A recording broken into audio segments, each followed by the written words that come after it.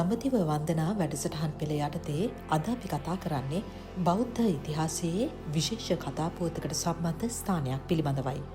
එම ස්ථානය පිහිටලා තියෙන්නේ එවක මගධ රාජ්‍යයේ අගනුවර වුණු රජගහ නුවර. මේ තමයි විරෝධබ කුමාරයාගේ ගැල් 500 එරුණු තැන. කවුද මේ විරෝධබ?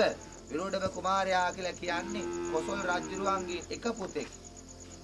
කොසල් රජුරුවන්ට ඕමනා වුණා ශාක්‍ය කුමාරිකාවක් විවාහ කරගන්න.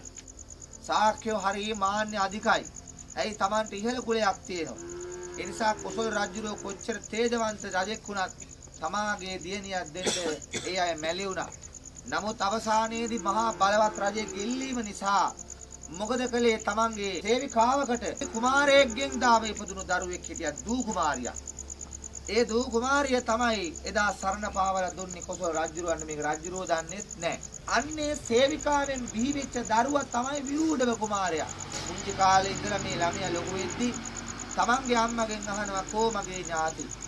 මේ අම්මා තමන්ගේ ඥාති ගැන කිව්වේ නෑ, කියන්න බෑ, ලැජ්ජයි.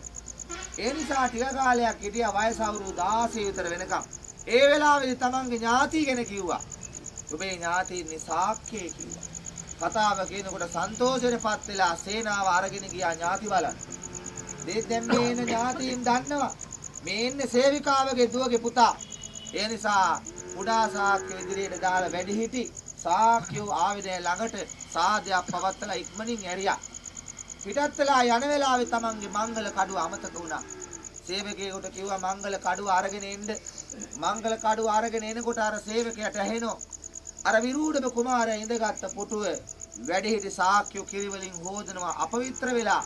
අනේ අපට මෙහෙකාරියගේ පුතාටත් වැඩ කරන්න සිද්ධ වුණානේ කිය අර පුටුව කිරිවලින් හොදනවා. සේවකයා මංගල කඩුව අතර දෙද්දි වැඳලා කිව්වා අර කතාව 1:7 ඇඳලා කිව්වේ. කෝප වෙන විදියට කිව්වේ. ඒ වෙලාවේ මේ කුමාරයා තේරුම් ගත්තා කවදා හරි ඔටුන්න Tamanට එනවා. එසේ මෙසේ රටක ඔටුන්නක් නෙමෙයි. ඒ නිසා නුඹලා මං ඉඳගත්ත පුටුව කිරිවලින් හේදුවේ. උඹලා ඔය අද ජීවත් වෙන මහා පොළව උඹලගේම ලේවලින් මම හොදනවා කියලා අදිස්ථාන කරන් තමයි ගියේ.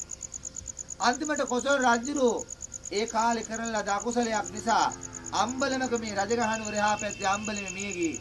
උදකලා ඔටුන්න ගියා විරූඩබ කුමාරයා. රජවනසරින් බද්ධ වෛරය මතක් වුණා. මතක් වෙලා චතුරංගනි සේනාව අරගෙන ආව කපිලවස්තුපුර සංහාර කරන්න. එනකොට භාග්‍යවතුන් වහන්සේ බුදු වැසින් ලෝ බාල් බලන වෙලාවේ විශාල සත්ත්ව සංහාරයක් වන බව දැනගෙන කොළනති ගහක් යට සීමාවේ කපිලවස්තුපුර උන්වහන්සේ වැඩ හිටියා. එදා භාග්‍යවතුන් වහන්සේව දැකලා කුමාරයා වැඳලා ඇහුවා ස්වාමීනි මේ තරම් ගස්වැල් තියෙද්දි කොළනති ගහක් යටයි සැතපෙන්නේ. ඇයි පේන්නේ නැද්ද කුමාරය? මට මේ ඥාතීන්ගේ සෙවණ තියෙනවානේ.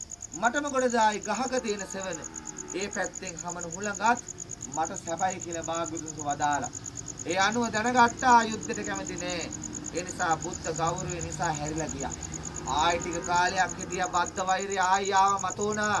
ඒ බද්ධ වෛරය අනුව නැවත මහා සේනාව අරගෙන එනවා. එන්නේ මේ රජගහ නුවර තුරු එන්නේ හරහා. එන වෙලාවේ භාග්‍යවතුන් වහන්සේ මේක දැකලා මුළු මහත් මේ ගැල් සියල්ල මහා පොළවේ මේක මහා ගලක්. ඒ ගල් තලාවේ එරින්ද අදිෂ්ඨාන කරා බුද්ධ ප්‍රාතිහාර්යයක්. ඒ අනුව හොලවන්න බැරි වෙන්න විරූඩබ කුමාරයාගේ සේනාව එදා මේ මහා ගල් තලාවේ එරුණ කාටවත් ගල් ගන්න බැරි වුණා. ඒ ගල් එරිච්ච මාවත තමයි අද මේ ඔබ දකින්නේ. ඉතින් පුරාවිද්‍යාව ඔය කතා දන්නේ කියන්නේ චක්‍රාවෝඩ් මේ ගල් ගිහිල්ලා ඇදිච්ච පාර කියලා. නමුත් මේවා දේශනාවල තියෙන පුරාවිද්‍යාවෙන් තහවුරු වෙච්ච පාරවල්. මෙතන ඉඳලා අර කෙළවර ඈත වෙනකම් මේ පාර තියෙනවා. ඉතින් කොහොම නමුත් අද හොයාගෙන මේ ඉතුරු කරලා තියෙන්නේ මේතරක විතරමයි.